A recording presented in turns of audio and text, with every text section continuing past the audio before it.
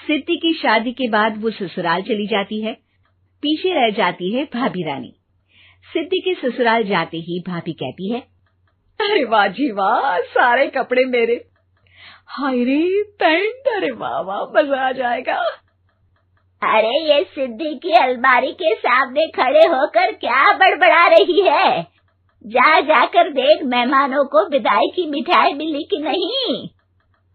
अब हाँ माँ जी, क्यों नहीं, लेकिन पहले कपड़े तो बदल लूं। अब रानी आ जाती है सिद्धि के उन कपड़ों में जो वो ससुराल जाने से पहले घर छोड़ जाती है। अरे रानी, कुछ दिन रुक जाती। अरे ये तो सिद्धि बिटिया को मैंने ही दिया था, बड़ा ही फबता था उस पर, तुझ पर तो कुछ खास नहीं लग रहा।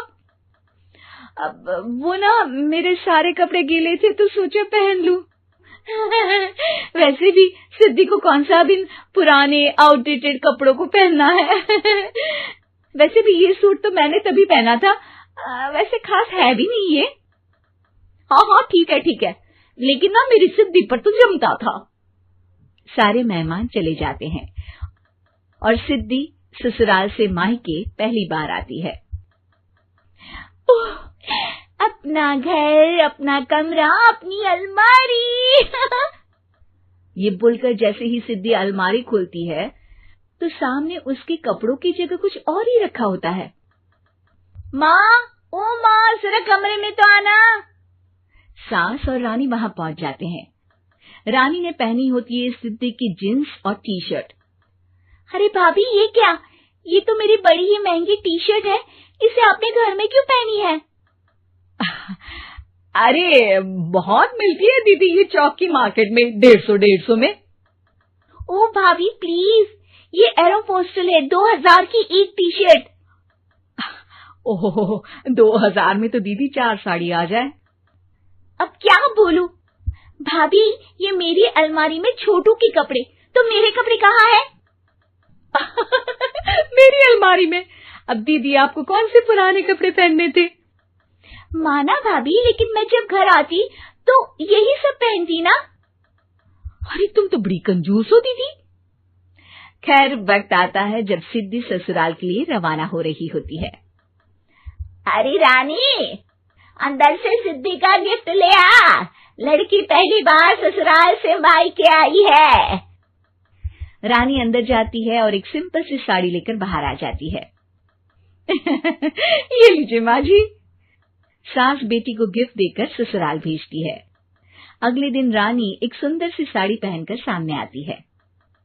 अरे रानी, ये तो वो साड़ी है जो मैंने सिद्धि को देने के लिए दी थी जब वो ससुराल ले जाती, लेकिन ये तूने कैसे पहन ली? अरे माँ जी, ये साड़ी तो मुझे बहुत पहले से ही पसंद थी, लेकिन चिंता ना करिए, मैंने सिद्धि के लिए भी अच्छी सी साड़ी दी है। हाँ। तभी सिद्धि का फोन आता है।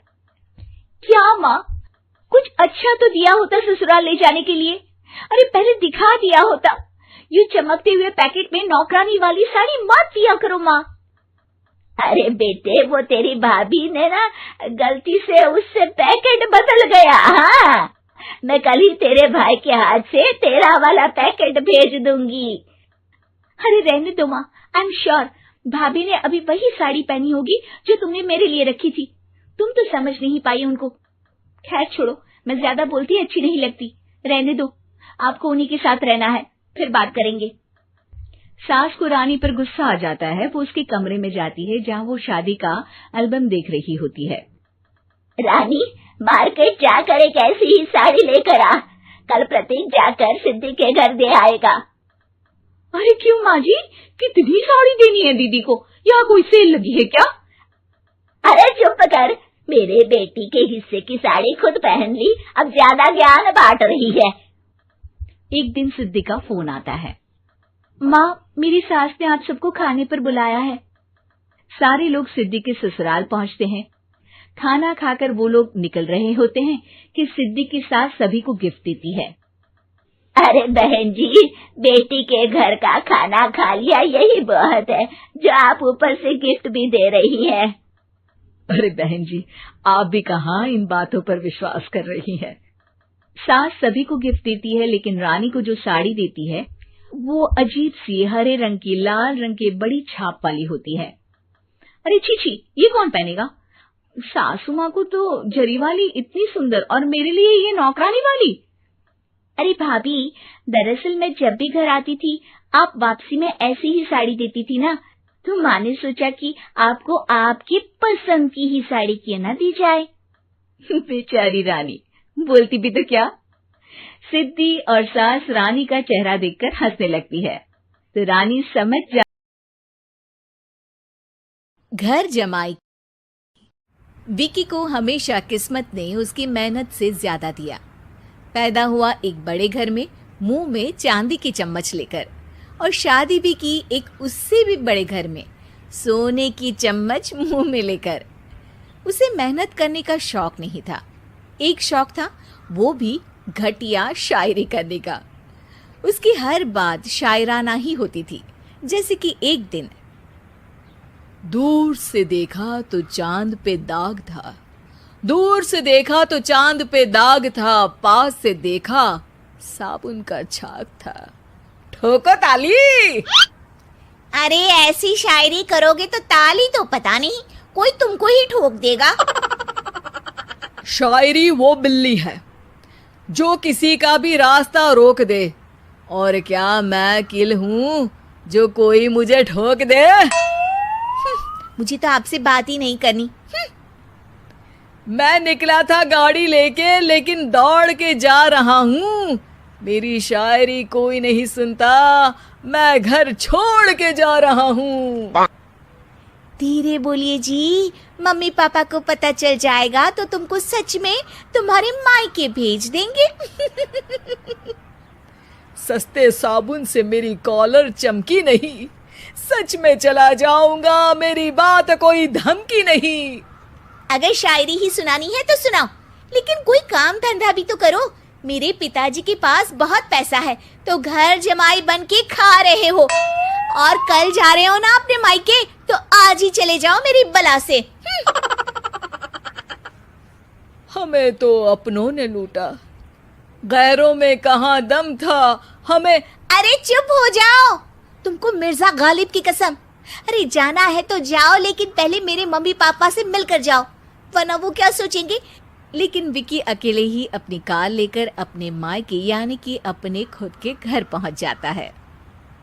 अरे बेटा, तू अचानक, बहू कैसी है? अरे माँ, बहू तो बिल्कुल बदल गई है, मुर्गी हाथ से निकल गई है। अरे क्या हुआ बेटा? उसकी आती नहीं है, मेरी जाती नहीं है।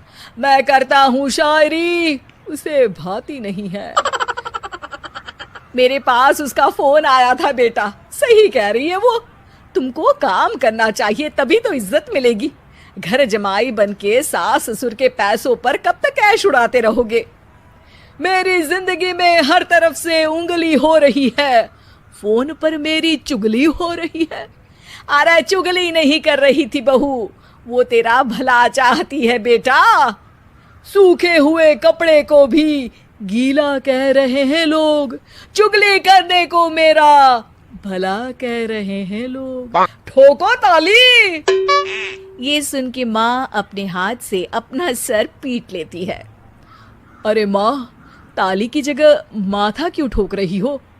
बेटा तू ना आराम कर, तेरे पिताजी भी आने वाले हैं, खाना लगा देती हूँ।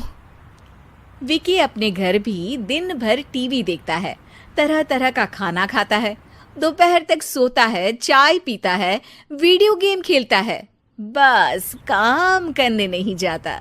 घर में नौकर चाकर है तो बिस्तर से हिलने तक की जरूरत नहीं पड़ती। कई बार तो विकी अपने नौकरों को बिठाकर शायरी सुनाता रहता। कब जाओगे बेटा? अरे कैसी बात कर रहे हैं डैडी, क्या आप मेरे फादर नहीं? आप मुझे भगाना चाहते हैं क्या? ये मेरा घर नहीं। अरे नहीं बेटा, तुम्हारा ही घर है। हम तो चाहते थे कि तुम यहीं रहो और मेरा काम आगे बढ़ाओ, लेकिन तुम ही चले गए घर जमाई बनने। अरे मेहनत तो गधे भी करते हैं, मैं अच्छी किस्मत लेके पैदा हुआ हूँ, मैं घर जमाई हूँ, ससुराल का फूल गेंदा हुआ हूँ। ठोको ताली। पिताजी और माँ सच में ताली बजा देते हैं। ऐसा पहली बार होता है जब विकी की शायरी पर किसी ने ताली बजाई हो। अरे आप लोग सच में ताली बजा रहे हैं? हाँ बेटा, तुम्हारे ससुर का फोन आया था, बोला जब तक घर जमाई जी कोई काम ना करने लगे हमारे यहाँ मत भेजना। अब तू तो काम करने से रहा और तुझे रहना भी है हमारे घर में ही, करेगा भी शायरी ही, और बार बार ठोको ताली बोलेगा तो आदत डाल ही लेते हैं ताली ठोकने की। विकी उसी वक्त खड़ा होता है और बहुत गुस्से में सीधे ससुराल के लिए निकल जाता है। फिर से आ गए? लेकिन सुमन को देखते ही विकी पिघल जाता है। अब सुमन, आई एम सॉरी, आज से ना मैं सिर्फ शायरी ही नहीं बल्कि काम भी करूँगा। तुम अपने ऑफिस में बात कर लेना, कोई भी मेहनत का काम कर लूँगा। मैं घर जमाई बन के रहूँगा लेकिन काम करूँगा और इज्जत से रहूँगा। मतलब सिर्फ तुम नहीं आए हो, तुम्हारे साथ तुम्हें अकल भी आ गई है। मैं अपने कारखाने का मैनेजर बनाता हूँ तुमको, कल से मेरे साथ चलना वहाँ। थैंक यू ससुर जी। थैंक यू से काम नहीं चलेगा, एक शायरी सुनानी पड़ेगी। है? जरूर।